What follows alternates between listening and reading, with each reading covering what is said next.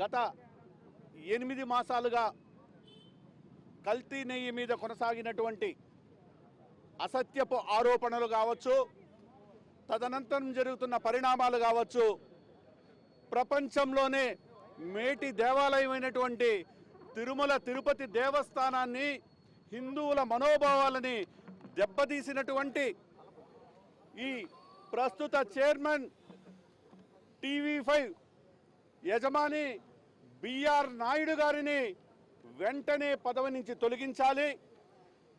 ఎందుకంటే తిరుమల అంటే హిందువులు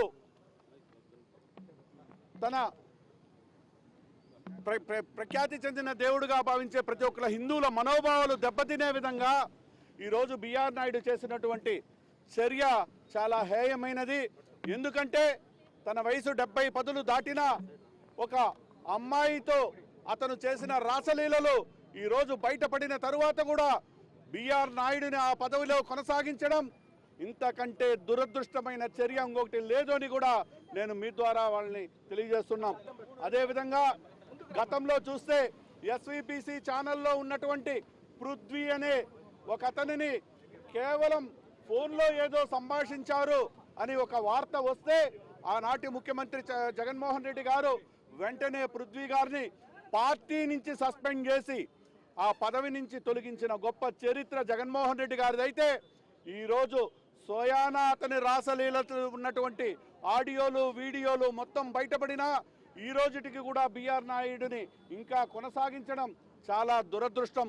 కాబట్టి ఈ దురదృష్ట చర్యను ప్రశ్నించిన నిన్నటి రోజు తిరుపతిలో అతను ఒక హోటల్లో బస చేస్తున్నాడంటే ఆ జాగాలో ప్రశ్నించినటువంటి మహిళల్ని కావచ్చు, నాయకుల్ని కావచ్చు, వాళ్ళందరి మీద కూడా ఎస్సీ ఎస్టీ కేసు పెట్టి నిర్బంధించడం ఇంతకంటే ఘోరమైన చర్య ఇంకొకటి లేదని కూడా నేను తెలియజేసుకుంటున్నా.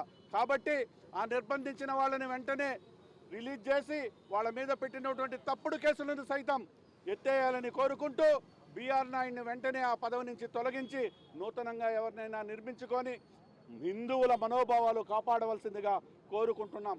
లేని పక్షంలో ఈ ఉద్యమాన్ని ఇంకా తీవ్రంగా రాష్ట్ర వ్యాప్తంగా ఇంకా తీవ్రంగా కొనసాగుతుందని కూడా హెచ్చరిస్తున్నాం.